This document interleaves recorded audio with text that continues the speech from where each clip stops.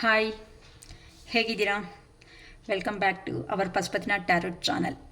ಏನು ಶಿರೀಷಕ್ಕ, ಏನು ಕಾರ್ಡ್ಸ್ ತಗೊಂಡಂಗೆ ಕುತ್ಕೊಬಿಟ್ಟಿದ್ದೀರಾ ಅಂತ ಅನ್ಕೊತಾ ಇದ್ದೀರಾ?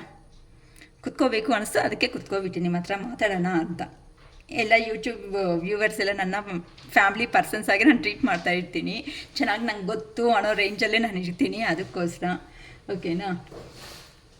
ಸೊ ನಿನ್ನೆ ಮೆಸೇಜ್ಗೆ ಅಕ್ಕ ನಾನೇ ಮಾಡಿದ್ದು ಸಾರಿ ಅಂತ ಹೇಳಿದ್ರು. ನಾನು ಸಾರಿ ಏನು ಎಕ್ಸ್ಪೆಕ್ಟ್ ಮಾಡ್ತಾ ಇಲ್ಲಮ್ಮ, ಬೇಜಾರು ಮಾಡ್ಕೋಬೇಡಿ. ನಾನು ಏನು ಅಂತ ಅಂದರೆ, ಕೆಲವೊಂದು ಸಾರಿ ಬಾಧೆ ಅಲ್ಲಿದ್ದಾಗ ಏನಕ್ಕಂದರೆ ನಾವು ವಿಡಿಯೋ ಮಾಡೋ ಒಂದು ಪರ್ಪಸ್ ಅನ್ನೋದಿರುತ್ತೆ. ಆ ವಿಡಿಯೋ ಮಾಡೋ ಪರ್ಪಸ್ಗೆ ತಾನೇ ನಾವು ಸ್ವಲ್ಪ ಮಾತುಗಳನ್ನೋದು ಹೇಳೋದು. ಅಷ್ಟೇ ಹೊತ್ತು ನಾವು ಡೈರೆಕ್ಟಾಗಿ ಕ್ವಶನ್ ವಿತ್ ಆನ್ಸರ್ ಅಂತ ಅಂದರೆ ನಿಮಗೆ ಗೊತ್ತು, ತುಂಬಾ ಇಲ್ಲಿ ಬೇರೆ ಟ್ಯಾರೋ ರೀಡರ್ಸ್ ಹತ್ರ ಟ್ಯಾರೋ ರೀಡಿಂಗ್ ತಗೊಂಡು ನನ್ನ ಹತ್ರಕ್ಕೆ ಬಂದಿರೋರು ಇದ್ದಾರೆ. ಅವ್ರಿಗೆ ಎಷ್ಟು ಟೈಮ್ ಕೊಟ್ಟಿದ್ದೀನಿ ಅಂತ ಗೊತ್ತು, ಅವ್ರ ಕಷ್ಟ ಸುಖ ಏನು ಅಂತ ತಿಳ್ಕೊಂಡಿದ್ದೀನಿ ಗೊತ್ತು. ಕೆಲವೊಬ್ಬರು ಏನಂತಾರೆ, ಆನ್ಸರ್ ದ ಫಾಲೋಯಿಂಗ್ ಅಂತ ಎಕ್ಸಾಮ್ ಪೇಪರಲ್ಲಿ ಇರುತ್ತೆ ನೋಡಿ, ಆ ಕ್ವಶನ್ಗೆ ಈ ಆನ್ಸರ್ ಬರೆದ್ರೆ ಇಷ್ಟು ಮಾರ್ಕ್ಸು ಅಂತ. ಆ ಥರ ಇದ್ದರೆ ಲೈಫಲ್ಲಿನೂ ಅದೇ ಥರ ಇದ್ದರೆ, ಈವನ್ ರೈಟಿಂಗ್ ಎಕ್ಸಾಮಲ್ಲಿ ಆ ಥರ ಇದೆ ಅಂತ ಅಂದರೆ ಇನ್ನು ರಿಲೇಷನ್ಗೆ ಏನಕ್ಕಮ್ಮ? ಬೇಜಾರು ಮಾಡ್ಕೋಬೇಡಿ. ಈ ಥರ ನಾನು ಉದ್ದೇಶಪಟ್ಟು ಹೇಳ್ತಾ ಇಲ್ಲ. ಏನಕ್ಕೆ ಗೊತ್ತಾ, ಸ್ವಲ್ಪ ಸಾರಿ ಇವಾಗ ನೀನೇ ಅನ್ಕೊಂಬ, ನೀನೇ ಯಾರೋ ಸಾರಿ ಅಂತ ಹೇಳಿರೋದು ಓಕೆ, ಆ್ಯಸೆಪ್ಟ್ ಮಾಡೋಣ. ನೀನೇ ಬಾಧೆಯಲ್ಲಿ ಇದ್ದಾಗ ಸಪೋಸ್ ನಾನು ನೋಡಿದಾಗ ನಿಮ್ಮನ್ನು, ಏನಮ್ಮ ಹೇಗಿದೆಯಮ್ಮ, ಈ ಥರ ಇರಬೇಡ, ಏನು ಪ್ರಾಬ್ಲಮ್ಮು, ಅಟ್ಲೀಸ್ಟು ಹೇಗೆ ಅಂತ ನಿನ್ನ ಕೇಳಿದ ತಕ್ಷಣ ನಿಂಗೆ ಏನು ಅನಿಸುತ್ತೆ? ಅಯ್ಯೋ ಅಕ್ಕ ನಂಗೆ ಗೊತ್ತಿಲ್ಲ ಅಂತ ಅಂದ್ರೂ ಒಂದು ಸಾರಿ ಮಾತಾಡಿರೋದಕ್ಕೆ ಅಕ್ಕ ಪ್ರೀತಿಯಾಗಿ ಮಾತಾಡಿದ್ರು ಅನ್ನೋ ಒಂದು ಫೀಲಿಂಗ್ ಆದರೂ ನಿಮ್ಮಲ್ಲಿ ಬರುತ್ತೆ ಅಲ್ವಾ? ಅಟ್ಲೀಸ್ಟ್ ಅದು ಹೈಡ್ ಮಾಡೋ ವಿಷಯನೋ, ಹೇಳಬೇಕಾಗಿರೋ ವಿಷಯನೋ, ಅಟ್ಲೀಸ್ಟ್ ಯಾವ ವಿಷಯ ಆದ್ರೂ ಶೇರ್ ಆದರೂ ಮಾಡ್ತೀರಲ್ವ ನೀವು?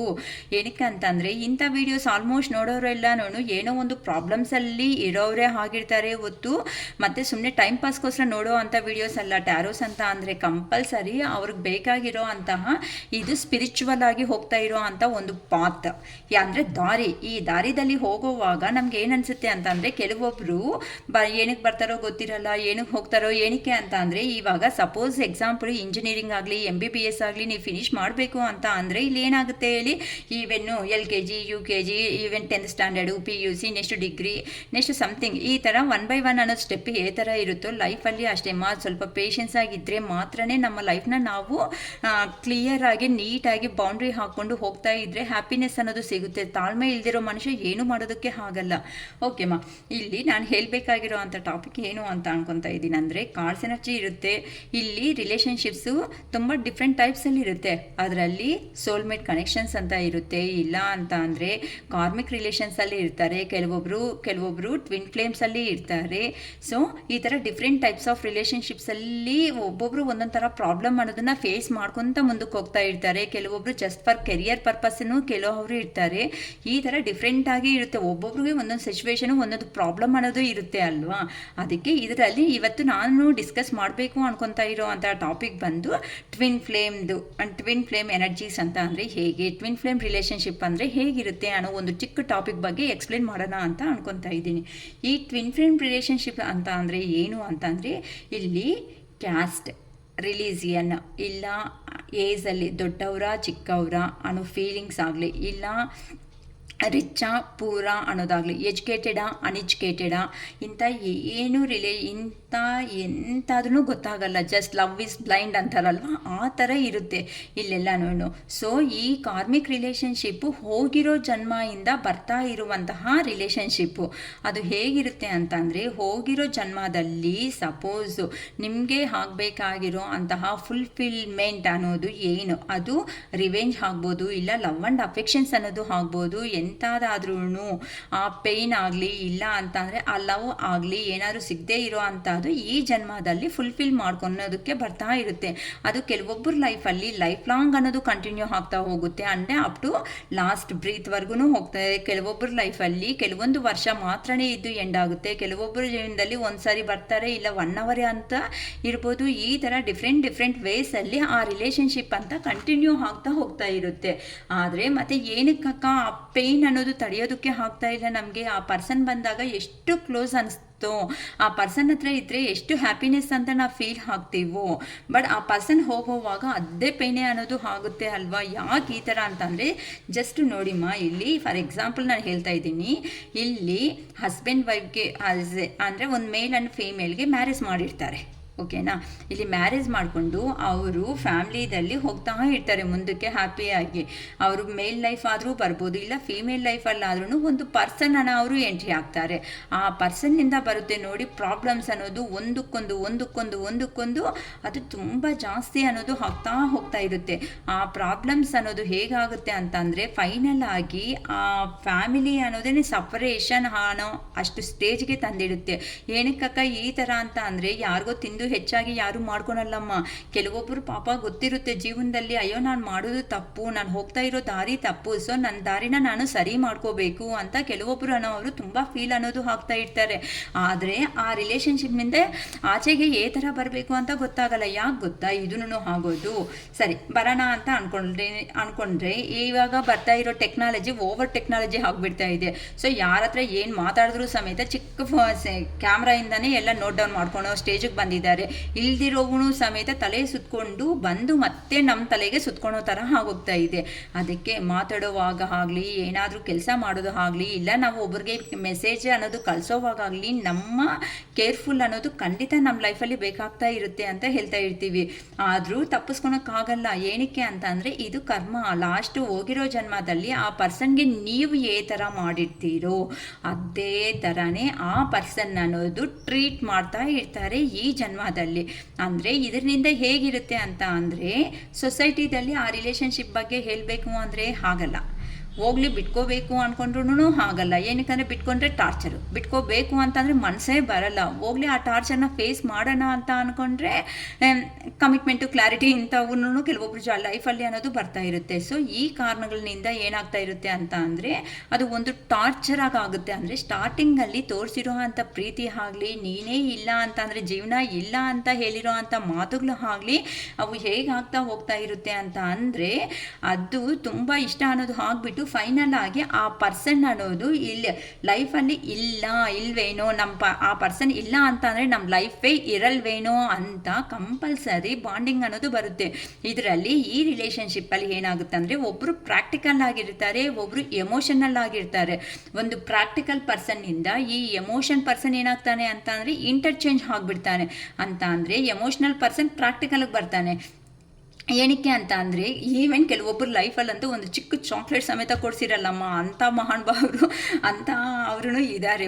ಅಂದರೆ gents, not only for gents, ನಾನು ಅದು ಮಾತ್ರ ಹೇಳ್ತಾ ಇಲ್ಲ, ಅಂಥ ಪರ್ಸನ್ಸೂ ಇದ್ದಾರೆ ಅಂತ ಹೇಳ್ತಾ ಇದ್ದೀನಿ. ಹೇಗೆ ಅಂತ ಅಂದರೆ ನೀವು ಹಾಸ್ಪಿಟಲಲ್ಲಿ ಕೆಲವೊಬ್ಬರು ಇದ್ದರೂ ಸಮೇತ, ಕೆಲವೊಬ್ಬರಿಗೆ ಹುಷಾರಾಗಿಲ್ಲ ಅಂದರೂ ಸಮೇತ ಅಂಥ ಪರ್ಸನ್ಸ್ ರಿಯಲಿ ಹೇಳ್ತಾ ಇದ್ದೀನಿ, ನೀವು ಇಷ್ಟಪಟ್ಟಿರೋ ಅಂಥ ಪರ್ಸನ್ಸ್ ಬಂದು ನಿಮ್ಮನ್ನು ನೋಡೋದೇ ಇಲ್ಲ. ನೀವಂತ ಅಂದರೆ ಏನಂತಾರೆ ಲಾಸ್ಟ್ಗೆ ಈ ಥರ ಆಗುತ್ತೆ ಅಂತ ಅಂದರೆ, ಇಷ್ಟು ಮಾಡ್ತಾ ಇದ್ದೀವಲ್ಲ ನಾವು ಲೈಫಲ್ಲಿ, ಇಷ್ಟು ಮಾಡಿದ್ರೂ ಸಮೇತ ನಮಗೆ ಏನು ಸಿಗ್ತಾ ಇದೆ, ಏನಕ್ಕೆ ಈ ಪರ್ಸನ್ಸ್ ಲೈಫಲ್ಲಿ ನಾವು ಅಂತ ಅಂದರೆ ನೀವೇ ಅನ್ನೋದೇ ಸ್ಟಾಪ್ ಮಾಡ್ಕೋಬೇಕೇ ಹೊತ್ತುನು. ಮತ್ತು ಅವ್ರಿಗೆ ಇಷ್ಟ ಇರಲ್ಲ ಶಿರೀಷಕ್ಕ ಅಂದರೆ ಖಂಡಿತ ಇಷ್ಟ ಇರುತ್ತೆ. ಆದರೆ ಆ ಪರ್ಸನ್ ಪ್ರಾಕ್ಟಿಕಲ್ ಆಗಿರೋದಕ್ಕೆ ಈಗೋ ಅಂದರೆ ಅಹಂಕಾರ ಅನ್ನೋದು ಇರುತ್ತೆ. ಆ ಅಹಂಕಾರ ಅನ್ನೋದು ಯಾವಾಗ ಲೈಫಲ್ಲಿ ಕಡಿಮೆ ಮಾಡ್ಕೊತಾನೋ, ಯಾವಾಗ ಆ ಪರ್ಸನ್ಗೂ ನಿಮ್ಮ ರಿಲೇಷನ್ ಬಗ್ಗೆ ಅನ್ನೋದು ಅರ್ಥ ಆಗುತ್ತೋ, ಅಂದರೆ ಇಲ್ಲಿ ನೀವು ಮದರ್ಲಿ ನೇಚರ್ ಇರೋ ಅಂಥ ಪರ್ಸನ್, ಆ ಪರ್ಸನ್ ಎಂಟ್ರಿ ಆಗಿರೋ ಅಷ್ಟೊತ್ತಿಗೆ ನಿಮ್ಮ ಲೈಫಲ್ಲಿ. ಸೊ ನೀವು ತೋರಿಸಿರೋ ಅಂಥ ಅಫೆಕ್ಷನ್ ಏನಾಯಿತೋ, ಪ್ರೀತಿ, ವಿಶ್ವಾಸ, ನಂಬಿಕೆ ಏನಾದರೂ ಆಯಿತೋ, ಕೆಲವೊಬ್ಬರು ಮನಿ ಅನ್ನೋದನ್ನು ಶೇರ್ ಮಾಡ್ಕೊಂಡಿರ್ತೀರ ಡಿಫಿಕಲ್ಟ್ ಸಿಚುವೇಶನ್ಸಲ್ಲಿ ಇದ್ದಾಗ. ಈ ಥರ ಆ ಪರ್ಸನ್ಗೆ ತೋರಿಸಿ ನಿಮ್ಮ ಮೇಲೆ ಅಫೆಕ್ಷನ್ ಅನ್ನೋದು ಆ ಪರ್ಸನ್ಗೆ ಇರುತ್ತೆ. ಅದಕ್ಕಿಂತ ಭಯಂಕರವಾಗಿ ಆ ಪರ್ಸನ್ಗೆ ಈಗೋ ಅನ್ನೋದು ಇರುತ್ತೆ. ಸೊ ನಿಮ್ಮ ಲೈಫಲ್ಲಿ ಬಂದಾಗ ಆ ಪರ್ಸನ್ನು ಒಂದು ಇಮ್ಮೆಚೂರ್ ಪರ್ಸನ್ ಆಗಿ ಬಂದಿರ್ತಾರೆ. ಏನಾಗುತ್ತೆ ಬಿಡು, ಏನಾದರೂ ಆದರೆ ಅವಾಗ ನೋಡ್ಕೊಳ್ಳೋಣ ಅನ್ಕೊಂತ. ಆದರೆ ಆ ಪರ್ಸನ್ ಎಂಟ್ರಿ ಕೊಟ್ಟ ಮೇಲೆ ಈ ಎಮೋಷ್ನಲ್ ಪರ್ಸನ್ಗೆ ಎಷ್ಟು ಪೇಯ್ನ್ ಆಗುತ್ತೋ ಯೋಚನೆ ಮಾಡೋ ರೇಂಜ್ನೂ ಆ ಪರ್ಸನ್ನಲ್ಲಿ ಇರಲ್ಲ, ಅಷ್ಟು ಪೇಯ್ನ್ ಆಗುತ್ತೆ. ಆದರೆ ಆ ಪ್ರಾಕ್ಟಿಕಲ್ ಪರ್ಸನ್ ಅದು ಅರ್ಥ ಮಾಡ್ಕೊಳಲ್ಲ. ಆ ಪರ್ಸನ್ ಯಾವಾಗ ಅರ್ಥ ಮಾಡ್ಕೊಳೋ ಸ್ಟೇಜ್ ಬರುತ್ತೆ ಅಂತ ಅಂದರೆ, ಆ ಪರ್ಸನ್ ಯಾವಾಗಂತೂ ಜೀವನದಲ್ಲಿ ನಿಮ್ಮ ಹತ್ರ ಇಂದ ಸಪರೇಷನ್ ಅನ್ನೋದು ಮಾಡಿಕೊಂಡು ಆ ಪರ್ಸನ್ಗೂ ನಿಮ್ಮ ಹತ್ರ ಆಗಿರೋ ಅಂಥ ಇನ್ಸಿಡೆಂಟೇ ಆ ಪರ್ಸನ್ ಲೈಫಲ್ಲಿ 100% ಹಾಗೇ ಆಗುತ್ತೆ. ಆಗ ಆ ಪರ್ಸನ್ಗೆ ನೀವು ಕೊಟ್ಟಿರೋ ಅಂಥ ಲವ್ ಆ್ಯಂಡ್ ಅಫೆಕ್ಷನ್ ಅನ್ನೋದು ಅರ್ಥ ಆಗುತ್ತೆ. ಆಗ ಏನಾಗುತ್ತೆ, ಟೈಮ್ ಎಲ್ಲ ಮುಗ್ದೋಗಿರುತ್ತೆ. ಸೊ ಆ ಪರ್ಸನ್ ಅರ್ಥ ಮಾಡ್ಕೊಂಡೇನು, ಅರ್ಥ ಮಾಡ್ಕೊಂಡಿಲ್ಲ ಅಂತ ಅಂದರೆ ಏನು, ಸೊ ಈ ಥರ ಕೆಲವೊಂದು ಲೈಫ್ಸ್ ಅನ್ನೋದನ್ನು ಎಂಡಿಂಗ್ ಅನ್ನೋದು ಆಗ್ತಾ ಹೋಗ್ತಾ ಇರುತ್ತೆ. ಸೊ ಈ ಥರ ತುಂಬ ಭಯಂಕರವಾಗಿ ಪೇಯ್ನ್ ಅನ್ನೋದಿರುತ್ತೆ. ಅಂದರೆ ಕೆಲವೊಬ್ಬರು ಬೇಡಕ್ಕ ನಾವು ಎಂಡ್ ಮಾಡ್ಕೊತೀವಿ ಅಂತ ಧೈರ್ಯ ಮಾಡಿ ಮುಂದಕ್ಕೆ ಹೋಗ್ತಾರೆ, ಕೆಲವೊಬ್ಬರು ಎಂಡ್ ಮಾಡ್ಕೊಳೋದಕ್ಕೆ ಆಗಲ್ಲ ಅಂತ ಕಂಟಿನ್ಯೂ ಮಾಡ್ತಾರೆ, ಕೆಲವೊಬ್ಬರು ನಿಮ್ಮ ಜೀವನದಲ್ಲಿ ಬಂದಾಗ ಆ ಪರ್ಸನ್ ಗೊತ್ತಾಗಿರಲ್ಲ, ಫ್ಯಾಮಿಲಿ ಸೊಸೈಟಿ ಎಲ್ಲರೂ ಇದ್ದಾರೆ ಅಂತ. ಈಗ ನೀವು ಏನಾದರೂ ಕಮಿಟ್ಮೆಂಟ್ ಆಗಲಿ ಕ್ಲಾರಿಟಿ ಆಗಲಿ ಸಮ್ ಪರ್ಸನ್ಸ್ ಕೇಳಿರೋ ಅಂಥ ವಿಷಯ ಏನಾದರೂ ಇದೆ ಅಂತಂದರೆ ಆ ಪರ್ಸನ್ ಇಮ್ಮಿಡಿಯೇಟಾಗಿ ನಾನು ಸೊಸೈಟಿದಲ್ಲಿ ಒಳ್ಳೆ ಹೆಸರಿದೆ, ನಾನು ಗೌರ್ಮೆಂಟ್ ಎಂಪ್ಲಾಯಿ, ಸೊ ನಾನು ಮರಣ ಮರ್ಯಾದೆ ಹೋಗ್ಬಿಡುತ್ತೆ, ನನಗೆ ಆಗಲ್ಲ, ನನಗೆ ನಿಮ್ಮ ಹತ್ರ ಲೈಫ್ ಲಾಂಗ್ ರಿಲೇಷನ್ಶಿಪ್ ಮೇಂಟೈನ್ ಮಾಡೋಕ್ಕಾಗಲ್ಲ ಅಂತ ಒಂದು ಕತೆ ಪುರಾಣ ಏನಾದರೂ ಆಯಿತೋ ಅದು ನೀಟಾಗಿ ಹೇಳಿಬಿಟ್ಟು ನಿಮ್ಮಿಂದ ಎಸ್ಕೇಪ್ ಅನ್ನೋದು ಹಾಕ್ತಾರೆ. ಸೊ ಆ ಪೇಯ್ನ್ ಅನ್ನೋದು ರಿಯಲಿ ಆ ಪರ್ಸನ್ ನಿಮ್ಮ ಲೈಫಲ್ಲಿ ಬಂದಾಗ ಎಲ್ಲ ಈ ಸೊಸೈಟಿ ಇದೆ, ಈ ಪರ್ಸನ್ಸ್ ಇದ್ದಾರೆ, ಎಲ್ಲನೂ ಇದೆ, ಇಷ್ಟು ಇಟ್ಕೊಂಡು ನಿಮ್ಮ ಜೀವನದಲ್ಲಿ ಬಂದು ಆಟ ಆಡಿದಾಗ ಆ ಪರ್ಸನ್ಗೆ ಏನೂ ಅನಿಸಿಲ್ಲ ಅಂದಾಗ ಹೋಗೋವಾಗ ಏನಕ್ಕೆ ಅನಿಸ್ಬೇಕು? ಇದರಿಂದ ನೀವು ಅರ್ಥ ಮಾಡ್ಕೋಬೇಕಾಗಿರೋದೇನು, ಇಲ್ಲಿ ಸಪ್ರೇಷನ್ ಬಂತು, ಕೋಪ ಬಂತು, ಫ್ರಸ್ಟ್ರೇಷನ್ ಬಂತು, ನೀವು ಫೈನಲ್ ಆಗಿ ಎಲ್ಲಿ ಹೋಗಿದ್ದೀರಾ, ಲಾಸ್ಟ್ಗೆ ಡೆಡ್ ಲೈನ್ ಅನ್ನೋದಕ್ಕೆ ಹೋಗ್ಬಿಟ್ಟು ನೀವು ರಿಟರ್ನ್ ಬಂದಿರೋ ಅಂಥ ಕೆಲವೊಂದು ಪರ್ಸನ್ಸು. ಸೊ ಇದರಲ್ಲಿ ಈ ಟಿನ್ ಫ್ಲೇಮ್ ಎನರ್ಜಿದಲ್ಲಿ ಅಷ್ಟು ಪೇನ್ಫುಲ್ಲಾಗಿ ಅನ್ನೋದು ಇರುತ್ತೆ. ಅಷ್ಟು ಪೇನ್ಫುಲ್ಲಾಗಿರೋದಕ್ಕೆ ಕೆಲವೊಬ್ಬರಿಗೆ ರಿಯಲಿ ನಾನು ಯಾರನ್ನೂ ಹೈಲೈಟ್ ಮಾಡಲ್ಲ ಈ ಸೋಷಿಯಲ್ ಮೀಡಿಯಾದಲ್ಲಿ. ಏನಕ್ಕೆ ಅಂತ ಅಂದರೆ ನಾವು ಕೆಲವೊಬ್ಬರಿಗೆ ಇಬ್ಬರು ಹೆಂಡತಿ ಅಂತ ಹೇಳ್ತಾರೆ, ಕೆಲವೊಂದು ಸೊಸೈಟಿದಲ್ಲಿ ನೋಡ್ತಾ ಇದ್ರೆ ಅಂತ ಅಂದರೆ ಒಂದೇ ಹೆಣ್ಣು ಇಬ್ಬರು ಗಂಡಸರು ಅಂತಲೂ ಹೇಳ್ತಾ ಇರ್ತಾರೆ. ಸೊ ಇದು ತಪ್ಪಲ್ಲ ಅಂತ ಅಂದರೆ ಸೊಸೈಟಿ ವೈಸ್ ನೋಡಿಕೊಂಡ್ರೆ ಅದು ತಪ್ಪು, ಬಟ್ ಕರ್ಮ ಅದು. ಆ ಕರ್ಮ ಇದ್ದಾಗ ಯಾರು ತಪ್ಪಿಸ್ಕೊಳಕ್ಕಾಗುತ್ತೆ? ಆ ಕರ್ಮ ಇದ್ದಾಗ ಖಂಡಿತ ಫೇಸ್ ಮಾಡಲೇಬೇಕು. ಸೊ ಇದೆಲ್ಲ ತಪ್ಪಿಸ್ಕೊಳ್ಳೋಣ ಅಂತ ಅಂದರೆ ಈ ಜನ್ಮದಲ್ಲಿ ಏನಂತೂ ನೀವು ತಪ್ಪಿಸ್ಕೋಬೇಕು ಅಂತ ಪ್ರಯತ್ನ ಪಡ್ತಾ ಇದ್ದೀರೋ ಅದು ಖಂಡಿತ ನೆಕ್ಸ್ಟ್ ಲೈಫಲ್ಲಿ ಕಂಟಿನ್ಯೂ ಅನ್ನೋದು ಹಾಗೇ ಆಗುತ್ತೆ. ಇದಕ್ಕಿಂತ ಭಯಂಕರವಾಗಿ ಪೇಯ್ನ್ ಅನ್ನೋದನ್ನು ಫೇಸ್ ಮಾಡಬೇಕಾಗುತ್ತೆ. ಅದಕ್ಕೋಸ್ಕರನೇ ಹೇಳೋದು, ಇಲ್ಲಿ ಬ್ಯಾಲೆನ್ಸ್ ಅನ್ನೋದನ್ನು ಕರೆಕ್ಟಾಗಿ ಇಟ್ಕೊಂಡು ಮೇಂಟೈನ್ ಮಾಡಿ. ಅದು ದುಡ್ಡು ವಿಷಯ ಆಗ್ಬೋದು, ಇಲ್ಲ ರಿಲೇಷನ್ಶಿಪ್ಸಲ್ಲಿ ವಿಷಯ ಆಗಿರ್ಬೋದು, ಎಮೋಷನ್ಸಲ್ಲಿ ವಿಷಯ ಆಗಿರ್ಬೋದು, ಏನೇ ವಿಷಯ ಆದರೂ ಸಮೇತ ಅದನ್ನು ನೀವು ಅನ್ನೋದು ಅವತ್ತು ಬ್ಯಾಲೆನ್ಸ್ ಅನ್ನೋದು ಮಾಡ್ಕೊಂಡ್ರೆ ಹೋದರೆ ಮಾತ್ರನೇ ಜೀವನದಲ್ಲಿ ಸಂತೋಷ ಅನ್ನೋದನ್ನ ಸಿಗೋ ಚಾನ್ಸಸ್ ಇದೆ. ಇಲ್ಲ ನಾವು ಗೊತ್ತಿದ್ದು ತಪ್ಪು ಮಾಡ್ತೀವಿ ಅನ್ನೋ ಅವ್ರಿಗೆ ಯಾರು ಏನು ಮಾಡಲ್ಲ, ಆ ದೇವ್ರ ಸಮೇತನೂ ಏನು ಮಾಡ್ತಾರೆ, ನಿಂಗೆ ಕರ್ಮ ನಿಂತಿನೋ ಅಂತಾನೆ ಬಿಟ್ಬಿಡ್ತಾರೆ. ಅದಕ್ಕೆ ಯಾವಾಗೂ ಹೇಳೋದು, ಇದನ್ನು ತಪ್ಪಿಸ್ಕೊಳೋ ಮಾರ್ಗ ಆದರೂ ನೋಡ್ಕೋಬೇಕು. ಇಲ್ಲ ಅಂತ ಅಂದರೆ ನಾವು ಮಾಡಿರೋ ತಪ್ಪನ್ನ ಸರಿ ಅಂತ ಮಾಡ್ಕೊಳೋ ಪ್ರಯತ್ನ ಆದ್ರೂ ಲೈಫಲ್ಲಿ ಮಾಡ್ಕೋಬೇಕು. ಈ ಟ್ವಿನ್ ಫ್ಲೇಮ್ ಎನರ್ಜಿ ಹಿಂಗೆ ಇರುತ್ತೆ. ಹಸ್ಬೆಂಡ್ ವೈಫ್ ಒಂದು ಕಡೆ ಇರ್ತಾರೆ, ಆದರೆ ಅವ್ರ ಸೋಲ್ ಅನ್ನೋದು ಅರ್ಧ ಆಗಿರುತ್ತೆ ಅಲ್ವಾ. ಅಂದರೆ ಹೋಗಿರೋ ಜನ್ಮದಲ್ಲಿ ಇವರಿಬ್ಬರು ಇರೋಣ ಅನ್ಕೊಂಡಿರೋರು ಇಲ್ಲಿ ಪಾರ್ಟ್ ಆಗಿ ಡಿವೈಡ್ ಆಗಿರುತ್ತೆ. ಅಂದರೆ ಒಂದೇ ಆತ್ಮ ಎರಡು ಬಾಡಿದಲ್ಲಿ ಇರುತ್ತೆ. ಈ ಎರಡು ಬಾಡಿದಲ್ಲಿ ಇನ್ನೊಂದು ಆತ್ಮ ಅನ್ನೋದು ಅಂತ ಅಂದರೆ ಇನ್ನೊಂದು ಪರ್ಸನ್ ಯಾವಾಗಂತೂ ರೀಚ್ ಆಗ್ತಾನೋ ಅದು ನಮ್ಗೆ ಗೊತ್ತು ನಿಂಗೆ ಗೊತ್ತಿರೋ ಅನ್ನೋ ಅಂತ ಅವರು ಅಂತ ನಮ್ಗೆ ಗೊತ್ತಿಲ್ದಂಗೆ ನಮ್ಮ ಲೈಫಲ್ಲಿ ಅದು ಅಷ್ಟು ಹ್ಯಾಪಿಯಾಗಿ ಮುಂದಕ್ಕೆ ಅನ್ನೋದು ಹೋಗ್ತಾ ಹೋಗಿರುತ್ತೆ. ಎಲ್ಲೋ ಒಂದು ಹತ್ರ ಸ್ಟ್ರಕ್ ಅನ್ನೋದು ಆಗಬೇಕಾಗಿರೋ ಸಿಚುವೇಶನ್ ತರುತ್ತೆ. ಈ ಕರ್ಮ ಅನ್ನೋದನ್ನ ನಾವು ಎಂಡ್ ಮಾಡ್ಕೋಬೇಕಾಗಿರೋ ಸಿಚುವೇಶನ್ಸ್ ಅನ್ನೋದು ಇರುತ್ತೆ. ಬಟ್ ಯಾರಂತೂ ತಪ್ಪು ಮಾಡಿದ್ದೀನಿ ಅಂತ ಅರ್ಥ ಮಾಡ್ಕೊಂಡು ಯಾರಂತೂ ಕರ್ಮನ ಕಂಪ್ಲೀಟ್ ಮಾಡ್ಕೊತಾರ, ನೆಕ್ಸ್ಟ್ ಲೈಫ್ಗೆ ಅವ್ರಿಗೂ ತಲೆನೋವಿರಲ್ಲ, ಇವ್ರಿಗೂ ತಲೆನೋವಿರಲ್ಲ. ನಾವೇನೋ ಮಾಡ್ಕೊಳ್ಳೋಣ ಅಂತ ಹೋಗಿದ್ರೆ ಮಾತ್ರನೇ ಪ್ರಾಬ್ಲಮ್ಸ್ ಅನ್ನೋದು ಆಗುತ್ತೆ. ಬಟ್ ನಾವು ಟಿಪ್ಸ್ ಅನ್ನೋದು ಹೇಳ್ತೀವಿ ಇದರಲ್ಲಿ, ಈ ಥರ ಮಾಡ್ಕೊಳ್ರಿಮ್ಮ, ಈ ಥರ ಮಾಡ್ಕೊಳ್ರಿ, ಈ ಥರ ಅಂತ. ಆದರೆ ಅಷ್ಟೋ ಇಷ್ಟೋ ಕರ್ಮ ಅನ್ನೋದು ಖಂಡಿತ ಇದ್ದೇ ಇರುತ್ತೆ. ಅದನ್ನು ತಪ್ಪಿಸ್ಕೊಳೋದಕ್ಕಂತೂ ಯಾರಿಗೂ ಆಗಲ್ಲ. ಅದಕ್ಕೋಸ್ಕರನೇ ಒಂದು ಕೆಲಸ ಮಾಡಬೇಕು ಅಂತ ಅಂದರೆ ಯೋಚನೆ ಮಾಡಿ ಮುಂದಕ್ಕೆ ಹೋಗ್ರಿಮ್ಮ ಅಂತ ನಾವು ಹೇಳ್ತಾ ಇರ್ತೀವಿ. ಸೊ ಏನು ಅದಕ್ಕೆ ನಾವು ಹೇಳೋದು, ಕೆಲವೊಬ್ಬರನ್ನ ಬೈಯೋದಕ್ಕೆ ಹೋಗಬೇಡಿ, ಅವ್ರ ಕರ್ಮ ಅಂತ ಅವ್ರಿಗೆ ಬಿಟ್ಬಿಡ್ರಿ. ಕೆಲವೊಂದು ಸಾರಿ ಲಕ್ಷಗಟ್ಲೆನೇ ನಾವು ಲಾಸ್ ಅನ್ನೋದು ಆಗಿರ್ತೀವಿ. ಆ ಲಕ್ಷಗಟ್ಲೆನೂ ಲಾಸ್ ಆದಾಗ ಏನು ಅನಿಸುತ್ತೆ ಅಂತ ಅಂದರೆ ಅವನಷ್ಟು ತಗೊಂಡು ಇಷ್ಟು ತಗೊಂಡು ಅಂತ ನಾವು ಹೇಳಿರ್ತೀವಿ. ಹೋಗಿರೋ ಜನ್ಮದಲ್ಲಿ ಇದ್ದೇ ಆ ಟ್ರೀಟ್ಮೆಂಟ್ ಅವ್ರಿಗೆ ನೀವು ಕೊಟ್ಟಿರ್ತೀರಾ. ಅದಕ್ಕೆ ಇಲ್ಲಿ ನಿಮ್ಮ ಹತ್ರದಿಂದ ಅವ್ರಿಗೆ ಹೋಗಿದೆ ಅಂತಲೂ ಅನ್ಕೋಬೇಕು. ಅದಕ್ಕೆ ಬೈಕೊಳೋದಕ್ಕೆ ಹೋಗೋದಕ್ಕಿಂತ ರಿಯಲೈಸೇಷನ್ ಆಗಿಬಿಟ್ಟು ಆಚೆಗೆ ಬಂದು ನೆಕ್ಸ್ಟ್ ಫರ್ದರ್ ಅನ್ನೋದು ಇವರು ಬಿದ್ದೋದ ಮೇಲೆ ಈ ಟ್ವಿನ್ ಫ್ಲೇಮಲ್ಲಿ ಪ್ರಾಕ್ಟಿಕಲ್ನಿಂದ ಕಲ್ತಿರೋ ಅಂಥ ಪಾಠ ಎಮೋಷ್ನಲ್ ಅವರು ತುಂಬ ಇರುತ್ತೆ. ಸೊ ನೀವು ಎದ್ದು ಒನ್ಸ್ ಅನ್ನೋದು ನಿಲ್ತ್ಕೊಂಡ ಮೇಲೆ ನಿಮ್ಮ ಲೈಫ್ ಅನ್ನೋದು ಹ್ಯಾಪಿಯಾಗಿ ಲೈಫ್ ಲೀಡ್ ಆಗ್ತಾ ಹೋಗುತ್ತೆ. ಅದಕ್ಕೋಸ್ಕರನೇ ನಾವು ಹೇಳೋದು, ನಿಮಗೂ ನಿಮ್ಮ ಲೈಫ್ ಅನ್ನೋದು ಇದ್ದೇ ಇದೆ. ಆ ಲೈಫ್ನ ದಯವಿಟ್ಟು ಯಾರು ಮಿಸ್ ಮಾಡ್ಕೊಳೋದಕ್ಕೆ ಹೋಗಬೇಡಿ. ಇಲ್ಲಿ ದೇವ್ರು ಕೊಟ್ಟಿರೋ ಅಂಥ ರಿಲೇಷನ್ಶಿಪ್ ಪ್ರತಿಯೊಂದು ಪರ್ಸನ್ ಈ ಭೂಮಿ ಮೇಲೆ ಬಂದಿದ್ದೀವಿ ಅಂತ ಅಂದರೆ ಕೆಲವೊಂದು ಕಾರಣಗಳಿಂದಾನೇ ಬಂದಿರ್ತೀವಿ. ಆ ಕೆಲವೊಂದು ಕಾರಣಗಳು ಏನು ಅಂತ ನಿಮಗೆ ಇರುವಂತಹ ನಾಲೆಡ್ಜ್ ಅನ್ನೋದನ್ನು ನೀವು ಯೂಸ್ ಮಾಡಿ ನೋಡಿಕೊಂಡ್ರೆ ನಿಮ್ಮಲ್ಲಿ ಇರುವಂಥ ಟ್ಯಾಲೆಂಟ್ ನಿಮಗೆ ಆಚೆಗೆ ಬರುತ್ತೆ. ಆ ಟ್ಯಾಲೆಂಟಿಂದಾನೇ ನಿಮ್ಮ ಲೈಫ್ ಅನ್ನೋದು ಇನ್ನೂ ಬಿಂದಾಸ್ ಆಗೋದಕ್ಕೆ ಕನ್ವರ್ಟ್ ಆಗೋದಕ್ಕೆ ಚಾನ್ಸಸ್ ಇದೆ. ಅದಕ್ಕೋಸ್ಕರನೇ ಇಲ್ಲಿ ನಾವು ಹೇಳೋದು, ತಪ್ಪನ್ನೋದು ಮಾಡೋದು ಅಲ್ಲ, ಆ ತಪ್ಪನ್ನ ಮತ್ತೆ ಸರಿ ಮಾಡ್ಕೊಂಡು ಅವರೇ ಗ್ರೇಟ್ ಪರ್ಸನ್ಸ್ ಅಂತಲೂ ಹೇಳ್ತಾ ಇರ್ತೀವಿ. ಓಕೆನಾ?